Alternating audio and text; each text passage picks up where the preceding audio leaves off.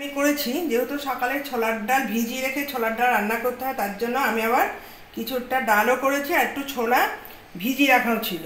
ওই ছোলাটাকে আমি নোড়াতে বেটে নিয়েছি, তার সঙ্গে একটু শুকনো লঙ্কার গুঁড়ো, একটু চালের গুঁড়ো, একটু নুন, হলুদ, বেসন দিয়ে এই ছোট ছোট বড়া করব। বড়ার মধ্যে আমরা যখন ছোলার ডালের চাটনি খাই তখন তেঁতুল দিয়ে করি, কিন্তু আজকে ভাবছি না তেঁতুল না, কাঁচা আম আনতে গিয়ে আমটা ঘরে পেকে গেছে, কিন্তু আমটা এত টক আর খাওয়ার উপায় নেই, কী করব, ফেলেও দেওয়া যায় না।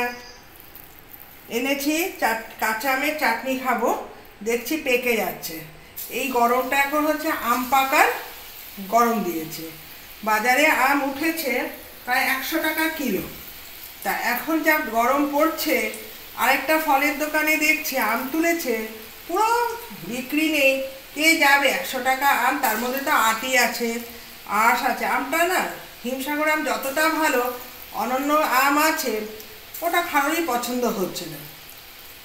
যাই হোক, এবার আমি সেই কাঁচা আম তো এখন বাজারে বেশি পাওয়া যাচ্ছে না, সব পেকে যাচ্ছে। বলছে কাঁচা আম বলছে বাড়িতে 1 দিন কি 2 দিন রাখা যায়, কিন্তু তার বেশি কিন্তু আম একদম রাখা যায় না। এবার আমি ছোট্ট ছোট্ট একটু বড়া শেপ করে নিচ্ছি। এখানে আমি বড়াটাকে ভাজতে দিয়ে নিয়েছি, লাল হয়ে এসেছে, কিন্তু আরেকটু লাল হবে, তা পাশের গ্যাসে বসিয়ে দিয়েছি। ভেতর থেকে লাল না হলে টেস্ট হবে না। এবার আমি এর জন্য একটু চাটনি বসিয়ে দিচ্ছি। একটুখানি সামান্য সর্ষের তেল দিলাম, একটু পাঁচফোড়ন, চাটনির ভিতরে বেশিরভাগে আমের চাটনিতে আমি পাঁচফোড়ন দিয়েই করি। ব্যাস, এই ভাজাটা লাল হতে থাকুক, আর বাকি যে তেলটা থাকবে ওই ঢেঁড়সটাকে আমি সর্ষে বাটা দিয়ে করে নেব। এটাকে লাল হওয়ার জন্য আমি গ্যাসটাকে বাড়িয়ে দিয়েছি, যত মচমচে হবে বড়াটা খেতে তত বেশি ভালো লাগবে।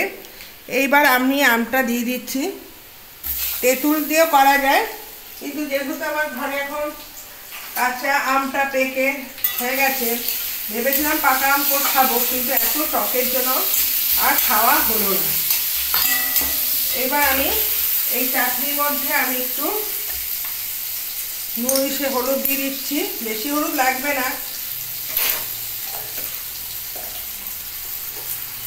আর একটু নুন দিয়ে দিচ্ছি। ব্যাস,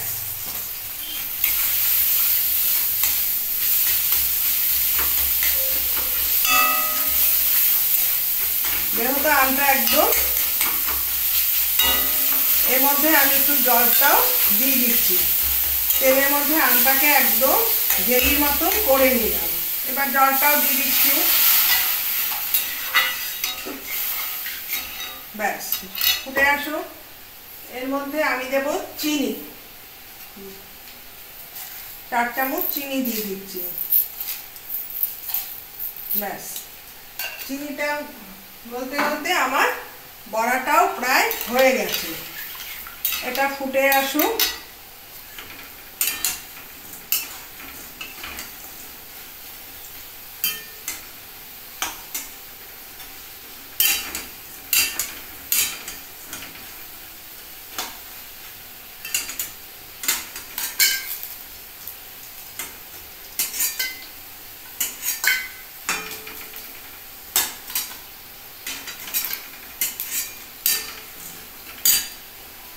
এবার যে বড়াগুলো আমি করেছি, লাল লাল যে বড়া, আমের চাটনির মধ্যে এই বড়া দিয়ে দিলে আরও বেশি টেস্ট হয়। গরমকাল চাটনিও খেতে ভালো লাগে। এই ছোলার ডাল দিয়ে আমের টকের মধ্যে এই বড়া ভাজাটা দিয়ে দিয়েছি, খেতে বেশি ভালো লাগে। এটা ফুটে আসলেই আমার হয়ে যাবে। এবার বাকি বড়াগুলো আমি একটু তুলে রেখে দিয়েছি, একটু যেহেতু ডালের সাথে ভাজা খেতে বেশি ভালো লাগবে।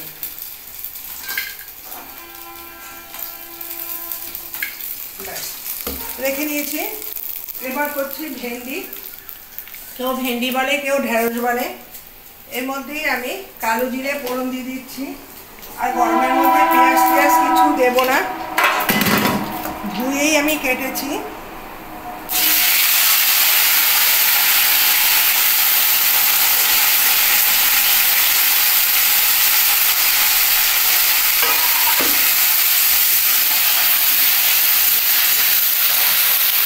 মধ্যে নুন আর হলুদটা দিয়ে দিচ্ছি।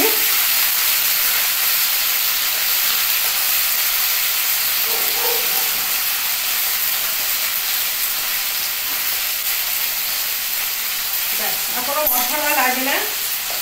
আর এখানে আমি সর্ষেটা, এটা কালো আর সাদা সর্ষে বেটে নিচ্ছি।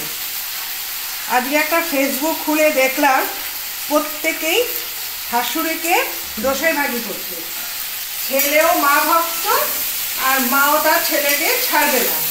পরের বাড়ি মেয়ে তো অনেক কষ্ট করে বাবা মা বড় করে, মা তো আর শেষ জীবনে 18 হয়ে গেলে তো মায়েরা তো আর মেয়েকে ভাত খাওয়াতে পারে না। তা ভাতের জন্য আমরা মেয়ের জন্ম দিয়েছি, ভাতের জন্য আমরা শ্বশুরবাড়িতে পাঠাই, এটাই আমাদের বাস্তব। মেয়ে জন্ম দিলে অনেকে শুনেছি মেয়ের পক্ষে জন্ম দিয়েছি, বাবা দেখতে পারে না, শ্বশুরবাড়ির লোকে দিতে পারে না। যাই হোক, সেটা হচ্ছে যার যার মানসিকতা।